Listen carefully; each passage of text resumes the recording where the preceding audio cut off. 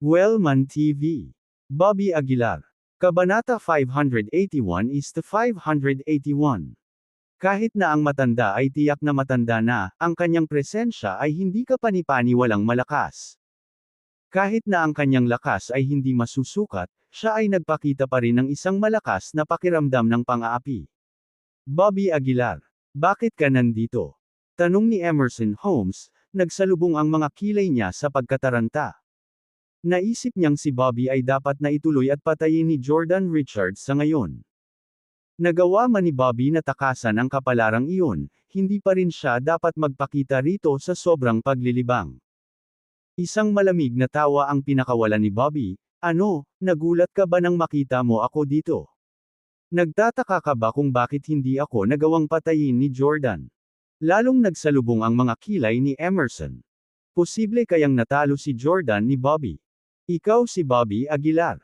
Isang matandang lalaki sa tabi ni Emerson ang nagsalita. Malamig na nakatitig kay Bobby ang mapupusok niyang mga mata. Oo, ako nga. At sino ka, matandang hayop? Diretsyong tanong ni Bobby. Kahit na walang ideya si Bobby kung sino ang matanda, malinaw na hindi siya mabuting tao, dahil dumating siya sa parehong sasakyan ni Emerson, at dapat ay miyembro ng Capital City Martial Arts Association. Anong tinawag mo sa akin? Kilala mo pa ba kung sino ako? Bakas sa mukha ng matanda ang galit. Bakit, ang iyong pandinig ay napupunta sa iyong katandaan? Napangisi si Bobby. Tinawag kitang matandang halimaw, isang undead. Anong problema? Isang malamig na ekspresyon ang lumitaw sa mukha ng matanda habang siya ay sumagot. Ang kamangmangan ay nagbubunga ng kawalang takot. Bobby. Ito ang presidente ng ating Capital City Martial Arts Association. Nag-ambala si Emerson, nagalit. Sumulyap sa kanya, bamulong si Bobby. Oh, so ikaw ang ulo ng mga halimaw na yan. Sinadya kong maghatid ng mensahe sa iyo. Pagkasabi noon, tuloy-tuloy na humakbang si Bobby patungo sa matanda. Pagkatapos, malamig na tumingin sa kanya, sinabi ni Bobby, matandang hayop, kinuha mo si Emily, hindi ba? Makinig kang mabuti, ngayon ang iyong malas na araw. Ipagdasal mo na mapatay mo ako ng mas maaga kaysa sa huli. Kung hindi, maghanda na hilahin ang iyong mga litid at balatan ang iyong balat. Sa ilang salitang iyon, naging malamig ang ekspresyon ng matanda. Isang nakakatakot na aura ang bumungad sa kanya, pinipigilan ang lahat ng nagbabantang enerhiya na nakapaligid sa kanya.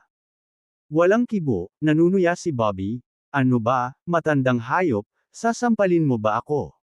Tumingin ka sa paligid, sige at subukan mo. Sa bakana ng venue, kahit galit na galit ang matanda ay naitago lang niya ito sa sarili niya. Hindi naglakas loob na gumawa ng isang hakbang. Tapos turn ko na. Ngumisi si Bobby. Pagkatapos, parang ito ang pinaka-natural na gawin, sinampal ni Bobby ang matanda sa mukha. Ang hindi inaasahang suntok na ito ay nag-iwan maging ang Pavilion Master na tulala. Walang inaasahan na si Bobby ay maglalakas loob na sampilan ang Association President sa publiko.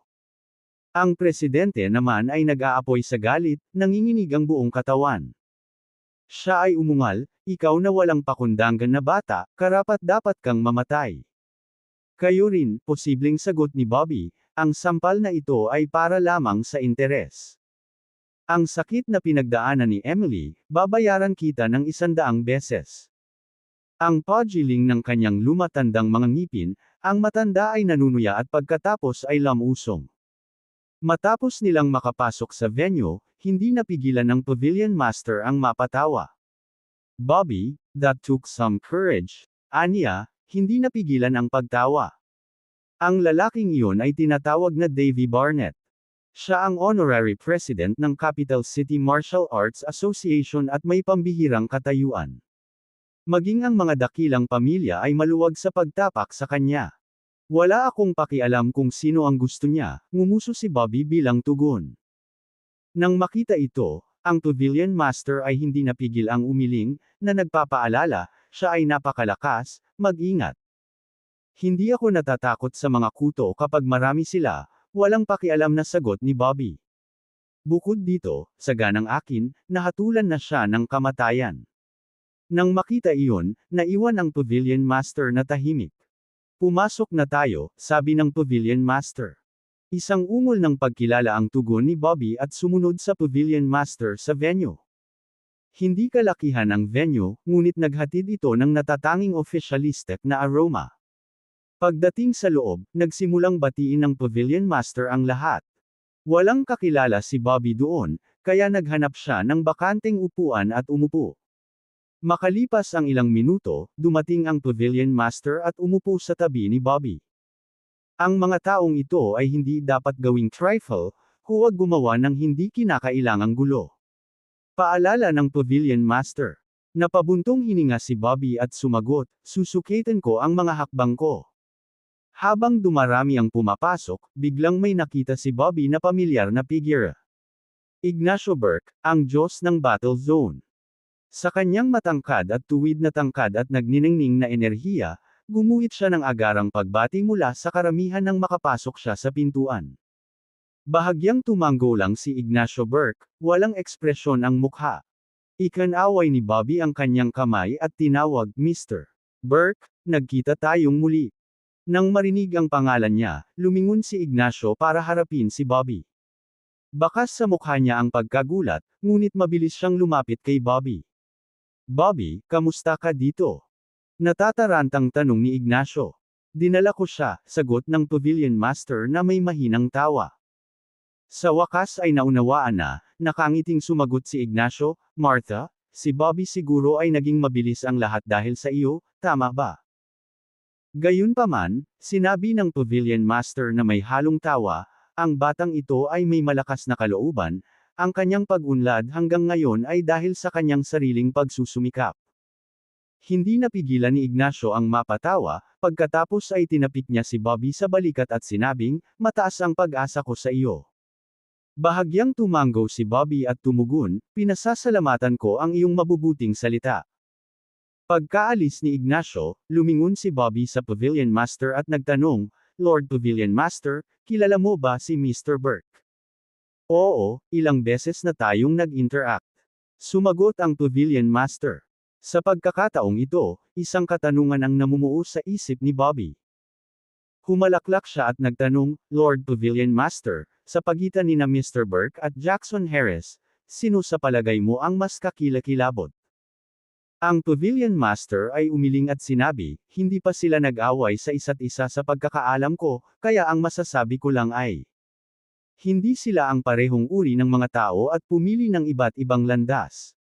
May talento si Ignacio, at si Jackson ay puro masipag. Hinawakan ni Bobby ang kanyang baba at bamulong, kapansin-pansin na si Jackson ay isang purong martial artist. Bobby, nakuha mo na ang lakas nilang dalawa. Nakangiting sabi ng Pavilion Master. Panginoon Pavilion Master, nang bobola mo ako, umiling si Bobby. Kahit na naabot na ni Bobby ang antas ng isang marquis sa martial arts, mayroon pa ring malaking agwat sa pagitan niya, Ignacio, at Jackson. Maya-maya lang, lumabas sa backstage ang isang lalaking nakasuot ng suit. Ang lalaki ay lumilitaw na nasa edad 50, may salamin sa mata. Isang larawan ng maginoong kakisigan. Sa kabila ng banayad ng ngiti sa kanyang mukha, nakakatakot ang malakas na aura na nakapalibot sa kanya. Kahit na hindi niya taglay ang aura ng isang martial artist, mararamdaman pa rin ng isa ang napakalaking presensya. Pagkaharap pa lang ng lalaki ay agad na tumayo ang lahat ng nasa venue. Greetings, Mr. Dawson, sabay-sabay nilang bati. Ang G. Dawson na ito ay nagwagayway ng kanyang kamay at sinabing, lahat, mangyaring maupo. Let's dispense with the formalities. Nang marinig ito, lahat ay umupo sa kani-kanilang upuan. Tumingin ang Pavilion Master kay Bobby at sinabing, itong si Mr. Dawson ay malamang na ang pinakamataas na ranggo na taong nakilala mo. Kabanata 582, Kabanata 582, nagulat ang lahat. Tahimik na tumango si Bobby Aguilar. Mula sa saloobin ng iba kay Mr. Dawson, masasabi ng isa kung gaano kataas ang kanyang katayuan. Sa sandaling si G. Dawson ay umakyat sa entablado, ang komperensya ay opisyal na nagsimula. Nagpresente siya ng isang dokumento na tila nakatarget sa iba't ibang industriya. Halimbawa, ang Divine Alchemist Pavilion at ang Capital City Martial Arts Association, na kumakatawan sa martial arts. Si Bobby Aguilar ay hindi partikular na interesado sa mga ito. Hindi siya masyadong makapag-ambag sa usapan, kaya tahimik siyang umupo. Ang buong pagpupulong ay tame time at seryoso, na ang lahat ay masipag na nagsusulat. Hindi para sa anumang iba pang dahilan, ngunit dahil kinakatawan ni G. Dawson ang opisyal na pananaw sa pagkakataong ito. Ang pulong ay tumagal ng mahabang panahon, at si Bobby Aguilar ay nakikinig ng mabuti. Makalipas ang halos 2 oras, sa wakas ay natapos na ang pagpupulong. Nakangiting itinago ni G. Dawson ang dokumento, tapos na ang pulong na ito, mayroon bang anumang komento o mungkahi? Hindi, syempre hindi, mabilis na tugon ng isang tao, susunod kami sa lahat ng mga kaayusan. Talaga, Mr. Dawson, nagsumikap ka, mahigpit kaming susunod sa mga pamantayan. Tumango si Mr. Dawson. Habang nakangiti siyang nakatayo, sinabi niya, kung ganoon. Sandali lang. Sa sandaling ito, biglang tumayo si Bobby Aguilar. Ang lahat ng mga mata ay kay Bobby Aguilar, ang kanilang mga mata ay puno ng pagtataka at pagkalito. Ano ang sinusubukang gawin ni Bobby Aguilar? Magbibigay ba talaga siya ng mungkahi? Bobby Aguilar, huwag kang magsalita ng kalokohan. Parang sinasadya ng Pavilion Master. Si Mr. Dawson sa harapan ay tumingin kay Bobby Aguilar, nakangiti, sino itong Ginoo? Hello Mr. Dawson, ang pangalan ko ay Bobby Aguilar, isang ordinaryong tao na walang katanyagan. Sagot ni Bobby Aguilar. Bobby Aguilar, tila pinag-isipan ni Mr. Dawson ang pangalan. Maya-maya, tumawa siya, I have heard of your name. Hindi nagtagal, nagdulot ka ng kaguluhan para sa batang babae mula sa pamilya Taylor at kay Dexter Blair mula sa pamilya Blair, tama ba? Bahagyang yumuko si Bobby Aguilar at inamin, oo, Mr. Dawson. Umupo ulit si Mr. Dawson, nakangiti, kung may sasabihin ka, sabihin mo lang. Sinulyapan ni Bobby Aguilar ang lahat, at pagkatapos huminga ng malalim, dahan-dahan niyang sinabi, Mr. Dawson, bagamat nag-iisa ako, kaya kung kumatawan sa isang bahagi ng mundo ng martial arts. Naniniwala ako kung ano ang sasabihin ko ngayon ay kung ano ang nais nilang ipahayag. Pagkasabi nito, itinuro ni Bobby Aguilar si Davy Barnett at malamig na nagtanong, gusto kong magtanong, ang cultivation resources sa mundo ay para sa ating lahat na ibahagi, tama ba? Nag-isip sandali si Mr. Dawson at tumango, tama, kahit na ang mga mapagkukunang ito ay pag-aari ng bansa, kahit sino ay maaaring lumahok sa paglilinang. Seryosong nagsalita si Bobby Aguilar, hindi ko maintindihan, kung ganoon. Bakit lahat ng martial arts resources ay ganap na inookupahan ng Capital City Martial Arts Association? Monopolyo nila ang lahat ng mga mapagkukunan, at walang sinuman maliban sa kanilang mga miyembro ang maaaring lumahok. Mr. Dawson, sa tingin mo ba ito ay makatarungan? O ito ba ay isang bagay na tahasang inaprubahan mo? Sa sandaling lumabas ang mga salitang ito, pinagpawisan ang lahat ng tao sa silid. Galit na galit itong Bobby Aguilar na ito.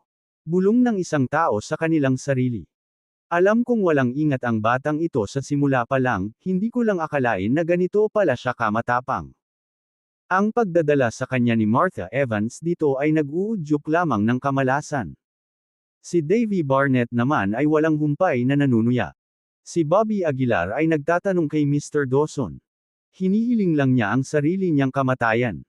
Siguro hindi na natin kailangang mag-angat ng daliri kung tutuusin, sa loob-loob ng inisyon ni Davy Barnett. Bobby Aguilar, tumahimik ka. Tumigil ka sa pagsasalita ng kalokohan. Umubo at sinaway ni Ignacio Burke. Paano mo nakakausap si Mr. Dawson ng ganito? Umupo ka agad. Gayunpaman, hindi pinansin ni Bobby Aguilar, ang kanyang mga mata ay nakalock kay Mr. Dawson, na tila naghihintay ng kanyang sagot. Natawa si Mr. Dawson at winagaway ang kanyang kamay, lahat, huwag kayong masyadong mahigpit. Dahil inimbitahan ka namin dito, dapat kang maglagay ng anumang mungkahi na maaaring mayroon ka. Nalaman ko talaga na ang presensya ni Bobby Aguilar ay nagdagdag ng sigla sa pulong na ito. Nang marinig ito, hindi maiwasan ng lahat na magulat.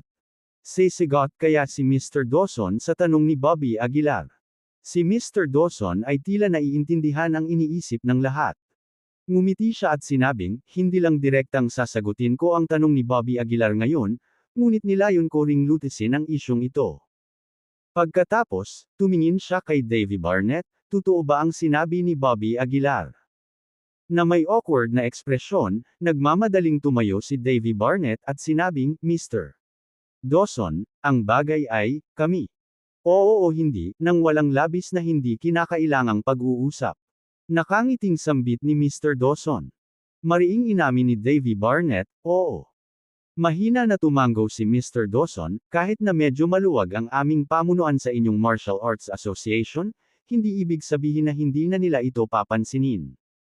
Tama si Bobby Aguilar, kailangang gampanan ng iyong Capital City Martial Arts Association ang ilang mga responsibilidad. Si Bobby Aguilar ay nagpatuloy sa pag-ikot, ang Capital City Martial Arts Association ay nag-imbak ng lahat ng mga mapagkukunan, at lahat ng mga mapagkukunang ito ay may kinikilingan sa mga anak na lalaki at babae ng malalaking pamilya. At saka, kung ang mga ordinaryong tao na tulad natin ay sumubok na lumahok, ikukulong pa nila tayo. Tumingin si Mr. Dawson kay Davy Barnett at muling nagtanong ng nakangiti, totoo ba ito? Oo, matigas na sagot ni Davy Barnett. Isang mahinang tango si Mr. Dawson, sige, lulutasin ko ang bagay na ito ngayon. Tumingin siya kay Davy Barnett, naimbak na ba ng Capital City Martial Arts Association ang lahat ng resources? Tumango si Davy Barnett, isang bahagi ng mga mapagkukunan, talagang pinagsama-sama natin. Dapat mong gawing pampubliko ang bahaging ito ng mga mapagkukunan at magagamit ng lahat. Dapat mong malaman ang isang makatwirang mekanismo para dito, sabi ni G. Dawson. Davy Barnett, kaya mo ba? Tanong ni Mr. Dawson. Si Davy Barnett ay nagmamadaling tumayo at sinabing, oo, tiyak. Bahagyang tumango si Mr. Dawson, pagkatapos ay tila casual niyang sinabi, Davy, hindi dapat ituring ng Capital City Martial Arts Association ang sarili bilang isang opisyal na katawan, naiintindihan mo. Nang marinig ito, si Davy Barnett ay nagpawis ng malamig. Ang kanyang mga salita ay tila casual, ngunit naglalaman ito ng babala. I understand, rest assured. Mabilis na tumango si Davy Barnett. At isa pang bagay, humigop si Mr. Dawson mula sa kanyang tasa ng tsaa. Kasunod nito, nagpatuloy siya, ang iyong Capital City Martial Arts Association ay dapat laging may ebidensya sa mga gawain nito, at alam ang mga limitasyon nito. Hindi mo magagawa ang gusto mo. Oo, makatitiyak ka, patuloy na tumatango si Davy Barnett. Bumantong hininga si Mr. Dawson bilang tugon, at pagkatapos ay bumaling siya kay Bobby Aguilar, Bobby Aguilar, may sasabihin ka pa ba? Nagnganga ang mga ngipin ni Bobby Aguilar. Hihilingin na sana niya kay Mr. Dawson na tulungan si Emily Taylor. Sa sandaling ito, inabot ng Pavilion Master at hinayla si Bobby Aguilar, na bahagyang umiling. Nang makita ito, walang nagawa si Bobby Aguilar kundi huminga ng malalim at pagkatapos ay tumango, salamat, Mr. Dawson, wala na akong ibang tanong. Bueno, kung walang ibang tao ang may iba pang mga katanungan, tapusin natin ang pulong. Inipon ni Mr. Dawson ang kanyang mga dokumento at tumayo para mag-anunsyo. Pagkaalis ni Mr. Dawson, lahat ay tumingin kay Bobby Aguilar na may kakaibang ekspresyon. Hindi pinansin ni Bobby Aguilar ang mga titig ng mga tao. Lumingon siya sa Pavilion Master, Lord Pavilion Master, bakit mo ako pinigilan na magpatuloy kanina? Sinulyapan ng Pavilion Master si Bobby Aguilar at sinabing, gusto mo bang makialam si Mr. Dawson sa iyong mga personal na gawain? Iyon ay lalampas sa iyong mga hangganan at hindi pinahahalagahan ang tulong na natanggap mo. Ibinuka ni Bobby Aguilar ang kanyang bibig, pagkatapos ay malungkot na isinubsob ang kanyang ulo.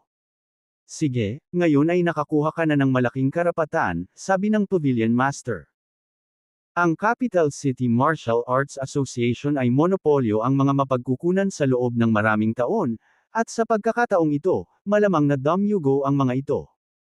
Kailangan mong samantalahin ang pagkakataong ito upang linangin sa lalong madaling panahon. Kabanata 583, Pinakabagong Pagraranggo ng Lakas. Tumanggo si Bobby Aguilar. Marahil ito ang layunin ng Pavilion Master. Sa buong meeting, si Bobby Aguilar lang siguro ang naglakas loob na magsalita. At tiyak na nauunawaan ng Pavilion Master ang katangiang ito ni Bobby Aguilar, kaya naman dinala niya siya sa pulong. Dapat sabihin na kahit na ang pulong na ito ay maikli, si Bobby Aguilar ay talagang gumawa ng isang pangalan para sa kanyang sarili sa mga taong ito. Sa palagay ko ay makakaranas ka ng kaunting kapayapaan at katahimikan sa ilang sandali pagkatapos nito, tumawa ang Pavilion Master. Tumanggo si Bobby Aguilar at sinabing, kung mamamatay ako ngayon, naniniwala akong mananagot ang mga nasa itaas. Talaga, tumanggo ang Pavilion Master bilang pagsang-ayon. Lord Pavilion Master, nahulaan mo ba na gagawin ko ito? Naguguluhang tanong ni Bobby Aguilar. Ang Pavilion Master ay tumawa at hindi kinumpirma o itinanggi ito. Nang umalis ang dalawa sa meeting, nakita nila si Davy Barnett na malamig na nakatayo roon nang makarating sila sa pintuan. Siya at si Emerson Holmes ay mabilis na lumapit kay Bobby Aguilar, pinaikit ang kanilang mga mata at sinabing, Bobby Aguilar, ang lakas ng loob mo. Alam mo ba kung anong uri ng mga kahihinatnan ang ay dudulot ng iyong mga aksyon? Of course I do, malamig na sagot ni Bobby Aguilar. Simula ngayon, ang kapangyarihan ng Capital City Martial Arts Association ay tiyak na mababawasan, at lahat ay magkakaroon ng pagkakataong lumahok sa cultivation.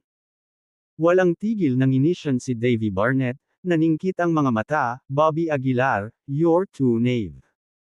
Today's words, you've touched all the aristocratic families' cakes. Sa tingin mo ba papakawalan kanila? Ngumisi si Bobby Aguilar, kung natatakot ako, hindi ako sasama. Mabuti, mabuti. Nag-thumbs up si Davy Barnett kay Bobby Aguilar. Malamig niyang sinabi, huwag mong isipin na wala kaming pagkakataon na patayin ka ngayon, maraming pagkakataon, makikita natin. Matapos iwan ang mga salitang ito, tumalikod at umalis si Davy Barnett. Tinitigan ni Bobby Aguilar ang uma-address na figure ni Davy Barnett, paulit-ulit na nanunuya. Nang walang anumang aksidente, ang Capital City Martial Arts Association ay dapat maglabas ng isang bukas na mapagkukunan. Sabi ni Bobby Aguilar. Oo, pero mag-ingat ka, kung sasali ka, hindi ka nila hahayaang magsaya. Tumanggo rin ang Pavilion Master. Mataimtim na sinabi ni Bobby Aguilar, ang panganib at pagkakataon ay magkakasama, magagawa ko lang ito, kung hindi. Hindi ko alam kung kailan ko mailigtas si Emily. Nang makita ito, ang Pavilion Master ay naaaliw lamang sa kanya, gagawin ko ang lahat para makahanap ng taong magpapaginhawa sa buhay ni Emily. Tumanggo si Bobby Aguilar, at sa sandaling ito, bigla niyang naalala ang isang bagay, na nagsasabing, nga pala, kumusta si Kato Cain? Sinabi ng Pavilion Master sa mahinang boses, siya ay nakoma pa, ngunit walang panganib sa kanyang buhay. Nakahinga ng maluwag si Bobby Aguilar, ikinulong ang kanyang mga kamay, at sinabing, Panginoong Pavilion Master, pagkatapos niyang magising, mangyaring ihatid ang aking pasasalamat sa kanya. Bahagyang tumanggo ang Pavilion Master at wala nang sinabi pa. Sa kabilang side, pagkasakay ni Davy Barnett sa sasakyan ay nanlamig ang mukha niya. Damn it, damn it. Bihira magmura si Davy Barnett. Hindi ko akalain na ako ang gaganap ngayon ni Bobby Aguilar, damn it. Napabuntong hininga na lamang si Emerson Holmes at subukang magtanong, President Barnett, kung iuulat natin ang bagay na ito sa mga nakatataas, dapat nilang hawakan ito, tama ba? Tumingin si Davy Barnett kay Emerson Holmes at malamig na ngumuso, handle it. Mr. Dawson represents the official side, do they dare to go against the official side? Ibinuka ni Emerson Holmes ang kanyang bibig ngunit maaari lamang umalma, huwag kang mag-alala, tiyak na papatayin ni Mr. Richard si Bobby Aguilar sa lalong madaling panahon. Sa impyerno nito. Medyo hindi nasisiyahang sabi ni Davy Barnett. Tawagan mo agad si Jordan Richards. Nagulat si Emerson Holmes, bakit? Malapit nang magtagumpay si Mr. Richards. Malamig na sinabi ni Davy Barnett, "Fool. Kung papatayin natin ngayon si Bobby Aguilar, ano ang iisipin ni Mr. Dawson? Gusto mo bang tumayo kami, ang Capital City Martial Arts Association, sa kabilang panig ng opisyal na panig?" Biglang natauhan si Emerson Holmes, nakasimangot, "So hinayaan na lang natin si Bobby Aguilar. Bitawan mo siya." Ngumisi si Davy Barnett. "Kung gusto ni Bobby Aguilar ng resources, ibibigay ko sa kanya. As long as he dares to go, walang makakaalam kung paano siya mamamatay." Nang marinig ito, agad na naunawaan ni Emerson Holmes ang plano. "President Barnett, aayusin ko ito kaagad. Ang Capital City Martial Arts Association ay may hindi mabilang na mapagkukunan, at madali nating mapipili ang isa sa mga ito bilang gantimpala." Nakangiting sabi ni Emerson Holmes. Binalaan siya ni Davy Barnett, "Tandaan na huwag mong ipagmalaki ito. Gawin lamang ito kung ito ay nasiyahan kay Mr. Dawson." "Naiintindihan ko, please rest assured." Bahagyang tumango si Emerson Holmes. Sa kabilang panig, pagkatapos makipaghiwalay sa Pavilion Master, dumiretso si Bobby Aguilar pabalik sa Choiseul. Pagdating niya sa bahay, ang lalaking may bigote at si Edward Green ay kumakain ng inihaw na tupa. Mukhang tuwang-tuwa silang dalawa, at may ilang bote ng beer na nakalagay sa tabi nila. Nang makita ang pagbabalik ni Bobby Aguilar, mabilis na tumayo si Edward Green at sinabing, "Mr. Aguilar, bumalik ka na. Halika at kumain." Sumulyap si Bobby Aguilar kay Edward Green at sinabing, "Nawasak ang dantiyan mo, at may mood ka pa ring mag-barbecue." Edward Green grinned, "Hindi mo kailangang mag-alala, tiyak na tutulungan mo ako, tama?" Hindi mapigil ang mapangiti ni Bobby Aguilar. Ang puso ni Edward Green ay talagang sapat na malaki. Nasaan si Sofia Carrillo? Inilibot ni Bobby Aguilar ang paligid at hindi nakita ang figure ni Sofia. Napabuntong hininga si Edward Green, nasira ang mukha ni Sofia, at masama ang pakiramdam niya nitong mga nakaraang araw. "Kailangan mong humanap ng paraan." Nakaramdam din si Bobby Aguilar ng kaunting hindi komportable sa kanyang puso. Kung hindi dahil sa kanya, hinding-hindi na maghihirap ng ganito si Sofia. Sa kabutihang palad, ang pag-aayos ng mukha ay hindi isang mahirap na gawain para kay Bobby Aguilar. "Lalaking may bigote, ano ang kailangan mo sa akin?" tanong ni Bobby Aguilar. Sa kaway ng kamay ng lalaking bigote, nahulog sa harap ni Bobby Aguilar ang isang reseta para sa isang gamot. "Tingnan mo, ito ang reseta para iligtas si Evelyn Norton," sabi niya. Kinuha ni Bobby Aguilar ang reseta at sinulyapan ito, at may bakas ng pagkagulat ang sumilay sa kanyang mga mata. Ang lalaking ito na may bigote ay hindi simple, maaari pa nga siyang kumuha ng ganoong reseta. "Salamat." Bahagyang tumango si Bobby Aguilar. Sa puntong ito, biglang may naisip si Bobby Aguilar. Mataimtim niyang tiningnan ang lalaking bigote at sinabing, "Lalaki na may bigote, kailan ka maghuhukay ng mga libingan?" Nagdilim ang mukha ng lalaking bigote, at inikot niya ang kanyang mga mata. Ang tawag dito ay archaeology at historical research, hindi grave digging. "Fine, kailan ka gagawa ng archaeology?" Walang magawang sabi ni Bobby Aguilar. Bumulong ang bigote, "Hindi ako sigurado, baka sa mga susunod na araw.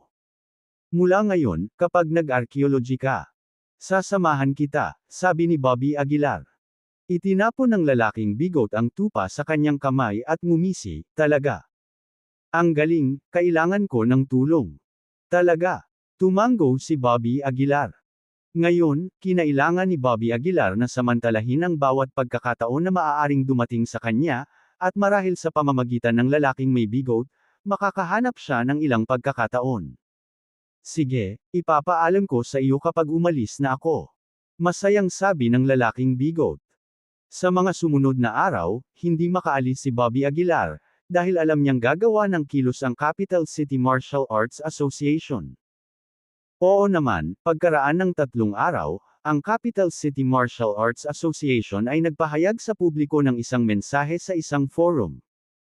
Upang maisulong ang pag-unlad ng mundo ng martial arts, bubuksan ng Capital City Martial Arts Association ang mga pribadong mapagkukunan nito sa publiko. Sa susunod na Lunes, pipili kami ng 10 martial artist mula sa leaderboard para lumahok sa aming karanasan sa pagsasanay. Nang makita ang balitang ito, hindi mapigilan ni Bobby Aguilar na mapangiti. Ang Capital City Martial Arts Association ay walang kahihiyan.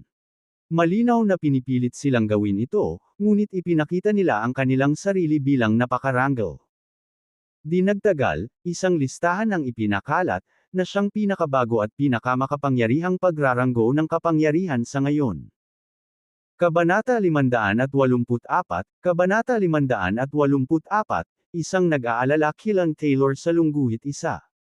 Sa pagkakataong ito, tila malaki ang pagbabago sa leaderboard. Halos hindi nakilala ni Bobby Aguilar ang karamihan sa mga pangalan. Ang unang lugar ay pag-aari pa rin ni Ignacio Burke at Jackson Harris. Ang pangalawang lugar ay hawak ni Harold Rhodes ng pamilya Rhodes. Gayunpaman, ang dating pangatlong ranggo na si Bryce Blair ay wala kahit saan, pinalitan ng isang taong nagngangalang Bunpoli. Sa ibaba, nawala din ang pangalan ni Dominic Taylor. Sa buong top 10, walang nakitang pamilyar na mukha si Bobby Aguilar. Mukhang hindi tumpak ang martial arts world rankings, naisip ni Bobby Aguilar sa kanyang sarili. Kung tutuusin, maraming mga liblib na master na hindi kasama sa ranking. At saka, ang listahan ay hindi man lang nagtatampok ng martial saints. Ang pangalawang listahan ay para sa nakababatang henerasyon. Nagkaroon din ng makabuluhang pagbabago ang listahang ito. Nauna si Dominic Taylor ng pamilya Taylor. Napansin din ang antas ng kanyang kapangyarihan. Naabot na ni Dominic Taylor ang third-rank military marquee, hindi kalayuan sa mid-term military marquee. Ang pangalawang pwesto ay napunta kay Blaze Rhodes, na isa ring second-rank military marquee. Ang ikatlong pwesto ay kay Daphne Green mula sa Green family ng Capital City, isang batang babae na talagang second-rank military marquee. Nang makita ang listahang ito, hindi maiwasan ni Bobby Aguilar na magulat. Ilang aristokratikong young masters ang hindi kasama sa statistics. Bakit ibang-iba ang listahang ito sa nauna? Sa patuloy na pagtingin sa ibaba, si Bobby Aguilar ay nasa ika-4 na ranggo. Siya rin ang pinakamataas na ranggo na kabataan sa labas ng mga aristokratikong pamilya.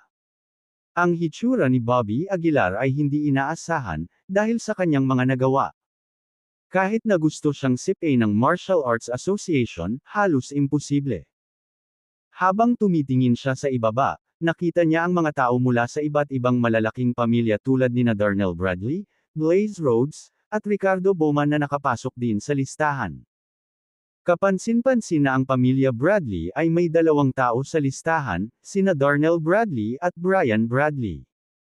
Sa patuloy na pagtingin sa ibaba, nakita ni Bobby Aguilar ang isang pamilyar na tao.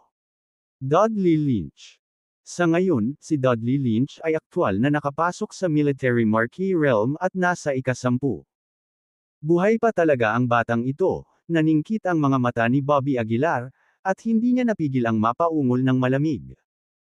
Kung siya ay maglakas loob na magpakita sa oras na ito ay isang magandang pagkakataon na patayin siya, naisip ni Bobby Aguilar sa kanyang sarili.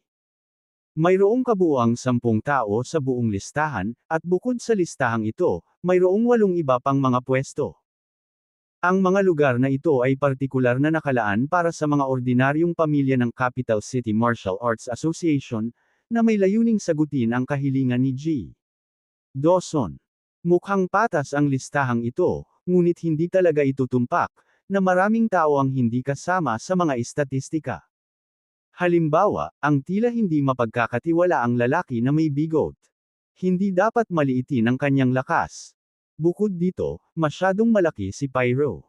Walang nakakaalam kung may mga low-profile na henyo. Ang kaganapan ay naka-schedule para sa susunod na linggo ng Lunes, at si Bobby Aguilar ay hindi nagmamadali. Marami siyang oras para maghanda. Nagtataka ako kung anong uri ng mga benepisyo ang may dudulot ng karanasang ito, naisip ni Bobby Aguilar sa kanyang sarili. Para kay Bobby Aguilar sa sandaling ito, ang tanging paraan upang harapin ang Capital City Martial Arts Association ay ang mabilis na pagbutihin ang kanyang sariling lakas. Kapag nalaman ko na ang lakas ng Capital City Martial Arts Association, dapat akong kumilos, malamig na sabi ni Bobby Aguilar. Si Emily Taylor ay nagdurusa pa rin sa bilangguan, at si Bobby Aguilar ay hindi maaaring manatiling kalmado.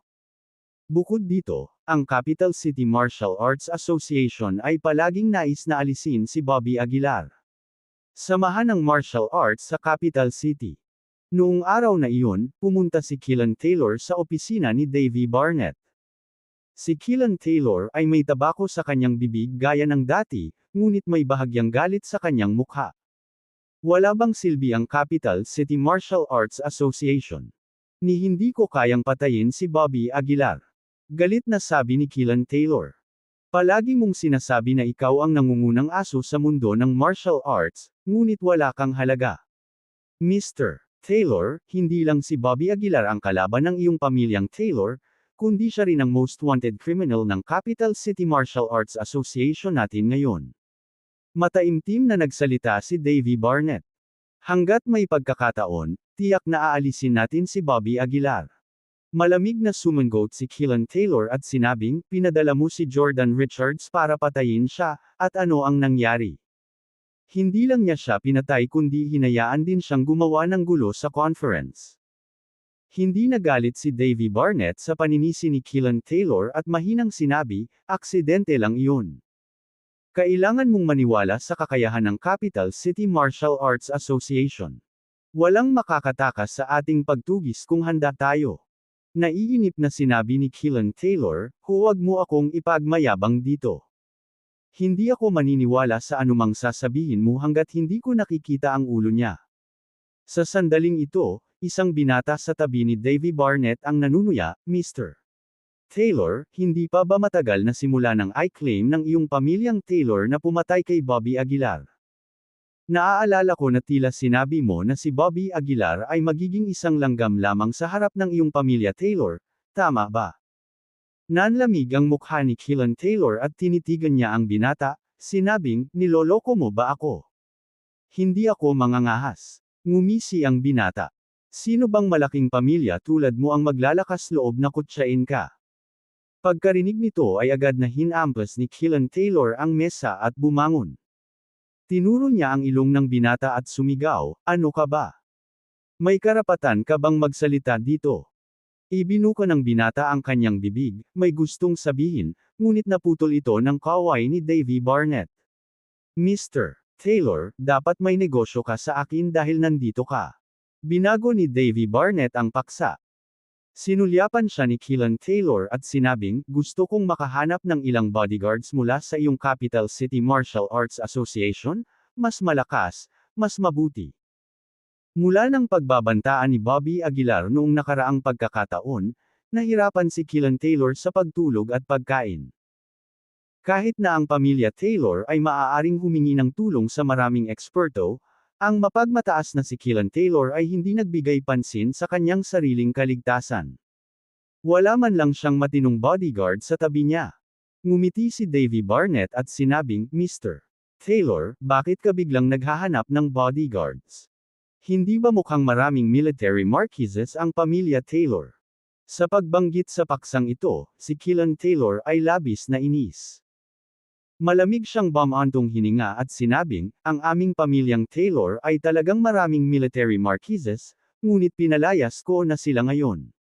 Sila ba ay pinalayas mo, o sadyang hindi sila nakinig sa iyong mga utos? Ngumisi ang binata sa tabi ni Davy Barnett. Sa pagkakaalam ko, ang mga military marquises na binigay ng pamilya Taylor ay parang hindi man lang nakikinig sa mga utos mo, di ba? Parang, sinunod lang nila ang utos ni na Mike Taylor at Miss Taylor, di ba? Bukod dito, parang lahat sila ay nakatago, si Mike Taylor lang ang nakakaalam kung paano sila contaken. Nang marinig ang sinabi ng binata, biglang nagbago ang mukha ni Keelan Taylor. Gaya ng sinabi ng binata, bilang nangungunang maharlikang pamilya sa Capital City, natural na nagbibigay ang pamilya Taylor ng malaking bilang ng mga nangungunang martial artist. Ang mga taong ito ay halos lahat ay inalagaan ni Mike Taylor mismo, at bawat isa sa kanila ay nagtataglay ng mga pambihirang kakayahan.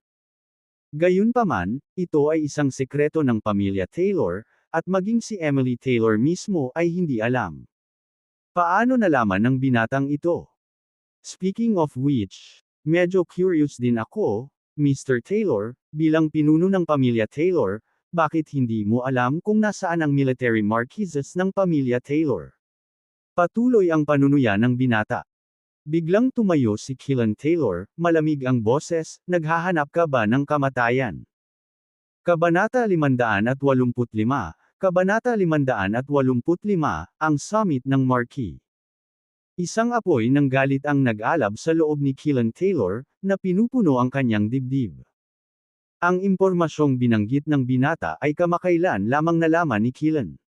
Ngunit hindi niya akalain na ang balitang ito ay maaaring kumalat sa Capital City Martial Arts Association. Booker, magpakita ka ng taktika. Seryosong sabi ni Davy Barnett mula sa isang tabi. Ang binata na tinutukoy bilang Booker ay umatras ng 2 hakbang, hindi na nagsalita ng biglaan. At pagkatapos ay tumayo si Davy Barnett at sinabing, Mr. Taylor, kung gusto mong kumuha ng mga bodyguard, okay lang.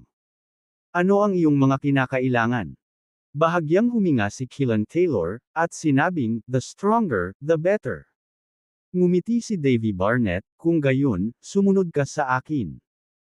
Tumayo ang dalawa at dumiretso sa mas malalim na lugar ng kulungan ng Martial Arts Association. Hindi nagtagal, nadaanan nila ang selda kung saan nakakulong si Emily Taylor. Sa pagtitig sa maputlang kutis ni Emily Taylor, bahagyang nagbago ang sariling kutis ni Killen Taylor. At si Emily Taylor, na nakakulong sa selda ng bilangguan, ay biglang napaatras sa gulat. Parang may gusto siyang sabihin, ngunit tila kulang sa lakas, at hindi makapagbitaw ng kahit isang salita. Anong nangyari dito? Malamig na tanong ni Killen Taylor.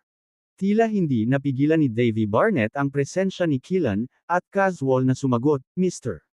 Taylor, may pakialam ka pa ba sa mga bagay na ito? Masungit na sagot ni Killen Taylor, si Emily Taylor, ay pamangkin ko. Ha ha ha ha ha. Tumawa si Davy Barnett. Mr. Taylor, kung lalabas si Emily, hindi ka ba matatakot na hindi hawakan ang iyong posisyon bilang Taylor Family Master? Spouted Davy Barnett, tila sa biro. Bahagyang nagsalubong ang mga kilay ni Killen Taylor, isang kurap ng alitan ang dumaan sa kanyang mukha. Siyempre, nag-aalala siya, lalo na matapos malaman na si Mike Taylor ay lihim na nag-aalaga ng isang grupo ng mga manlalaban sa antas ng Marquis. Para masigurado ang posisyon ng Family Master, kaya niyang patayin ang sarili niyang ama, lalo pa ang pamangkin niya. Lipat na tayo. Sa wakas ay sinabi ni Killen Taylor, hindi na tinutugunan pa si Emily.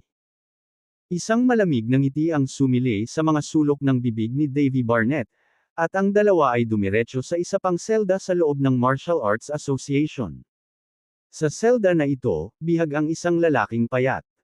Naka-cross-legged ang lalaki sa lupa, na nagmumula sa isang malalim at nakakagigil na presensya. Ano ang tingin mo sa kanya? Tinuro ni Davy Barnett ang lalaki at nagtanong. Sinuri siya ni Killen Taylor sandali at tinanong, ano ang antas ng kanyang lakas?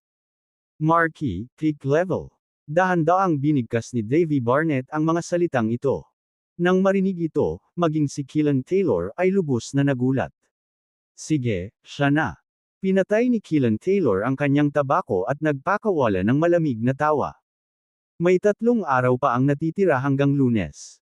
Sa mga ilang araw na ito, hindi nakatutok si Bobby Aguilar sa kanyang paglilinang.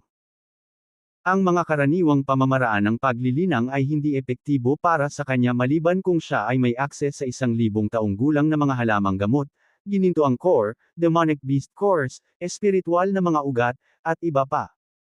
Sa makatuwid, ginugol niya ang ilang araw na ito sa pagtanggap ng mga update sa Capital City Martial Arts Association mula sa mga contact. Taong may bigot, matalino ka sa mundo, may alam ka bang material na tinatawag na Black Gold Stone? Tanong ni Bobby Aguilar. Nang marinig ang Black Gold Stone, agad na sumugod ang lalaking may bigot. Ano, may Black Gold Stone ka? Saan ito? Dalhin mo ako agad doon. Sabik niyang bulalas. Umiling si Bobby, hindi, ngayon ko lang narinig ang black gold stone na ito, pero wala akong masyadong alam tungkol dito. Isang bakas ng pagkabigo ang bumungad sa lalaking may bigot sa mukha, at bamulong siya sa tabi ni Bobby, at dito ako umaasa. Kung gayon, ano ba talaga itong black gold stone? Tanong ni Bobby Aguilar. Ang lalaking may bigot ay dahan-daang nagsabi, ang black gold stone ay sinasabing ang pinakamahirap na materyal sa mundo, sinasabi pa nga na nakakayanan nito ang mga pag-atake ng isang martial saint. Sa mga salitang ito, hindi napigilan ni Bobby Aguilar na mapabuntong hininga. Para makayanan ang pag-atake ng isang martial saint. Hindi ba medyo exaggerated iyon? Ang bilangguan ng Capital City Martial Arts Association ay gawa sa black gold stone, hindi ba? Kumunot ang noo ni Bobby Aguilar. Sa pag-iisip nito, lumingon siya sa lalaking may bigot at nagtanong, kung kaya nitong labanan ang mga pag-atake ng isang martial saint, hindi ba't walang sinuman ang makakalusot sa depensa ng black gold stone? Hindi pa, umiling ang lalaking may bigot. Kung saan mayroong pinakamatibay na kalasag, palaging mayroong pinakamatulas na sibat. Narinig ko ang isang material na tinatawag na golden feather stone, ang batong ito ay ang kaaway ng black gold stone, ngunit hindi ko pa ito nakita. Lalong kumunot ang noo ni Bobby Aguilar. Maging ang martial saint o ang golden feather stone, pareho silang hindi maabot ni Bobby Aguilar. Hahayaan ba niyang magdusa si Emily Taylor sa kulungan hanggang sa matagpuan niya ang golden feather stone o maabot ang antas ng martial saint? So, wala na bang ibang paraan? Mataimtim na tanong ni Bobby Aguilar. Nagkibit balikat ang lalaking may bigot, iyon lang ang alam ko. Natahimik si Bobby Aguilar. Huwag mong madaliin ang ilang bagay, hindi ka madadala ng pagkainip kahit saan, tinapik ng lalaking may bigot ang balikat ni Bobby at hindi na nagsalita. Lumipas ang oras, at isang araw na lang ang natitira hanggang Lunes. Samahan ng martial arts sa Capital City. Sa harap ni Davy Barnett, nakatayo ang isang lalaking nakasuot ng itim at gintong robe. Ang lalaking iyon ay si Jordan Richards. President Barnett, sigurado ka bang sasali si Bobby Aguilar sa pagsubok na ito? Malamig na sabi ni Jordan Richards. Alam namin na kami sa Capital City Martial Arts Association ay hindi siya pababayaan, bakit siya mamatay? Tumawa si Davy Barnett, Old Richards, hindi mo naiintindihan ang mga taong gumapang mula sa ibaba. Para sa mga taong tulad namin, isa sa alang-alang lang namin ang pakinabang kapag ang mga panganib ay mapapamahalaan. Pero para sa mga taong tulad nila, hanggat sapat ang insentibo, gaano man kataas ang panganib, susubukan pa rin nila. Naglalaro ng dalawang itim na butil sa kanyang mga kamay, ngini siya ni Jordan Richards, hanggat maglakas loob siyang lumapit, hinding-hindi ko siya pababayaan. Sa tuwing naiisip niyang dein siya ni Bobby Aguilar, napupuno ng galit si Jordan Richards. Mahinahong sinabi ni Davy Barnett, maraming tao ang gustong patayin siya. Basta maglakas loob siyang sumali, para siyang patay. Sa sandaling iyon, dumating si Emerson Holmes kasama ang dalawang tao. President Barnett, nandito si Mr. Blair, sabi ni Emerson Holmes. Pagtingin sa itaas, ang mga bagong dating ay walang iba kundi sina Riley Blair at Dexter Blair. Sa mga araw na ito, halos gumaling na si Blair ni Dexter, ngunit huminto ang kanyang lakas. Hindi man lang siya makapasok sa top 10 nanograms leaderboard. Mr. Blair, bakit ka na parito? Walang pakialam na tanong ni Davy Barnett. Iba ang pakikitungo ni Davy Barnett kina Riley Blair at Keelan Taylor. Sa harap ni Riley Blair, palaging tila superior si Davy Barnett. Yumuko si Riley Blair at sinabing, President Barnett, para sa pagsubok na ito, gusto din ng anak kong si Dexter na lumahok. Hinaplos ni Davy Barnett ang kanyang baba, Mr. Blair, parang hindi sumusunod sa rules. Kinagat ni Riley Blair ang kanyang mga ngipin, President Barnett, isaalang-alang mo itong isang pabor sa iyo ng pamilya Blair. Bumangon si Davy Barnett, nakangiti, hindi mahirap magpalusot sa ibang kalahok. Ngunit, sasali rin si Bobby Aguilar sa pagsubok na ito. Dahil sa pagbanggit kay Bobby Aguilar, nanlaki ang mga mata ni Dexter Blair at napakuyom ang kanyang mga kamao. Napansin ni Riley Blair ang reaksyon ni Dexter, at huminga ng malalim. President Barnett, iyon nga ang dahilan kung bakit ako nandito. Mula nang mawala ang aking anak, si Bobby Aguilar ay tila naging kanyang panloob na demonyo, na naging sanhi ng maraming hadlang sa kanyang paglilinang sa hinaharap. Kaya, sana ay magagamit mo ang pagsubok na ito bilang isang pagkakataon para patayin si Bobby Aguilar. Sa harap ng anak ko, patayin si Bobby Aguilar.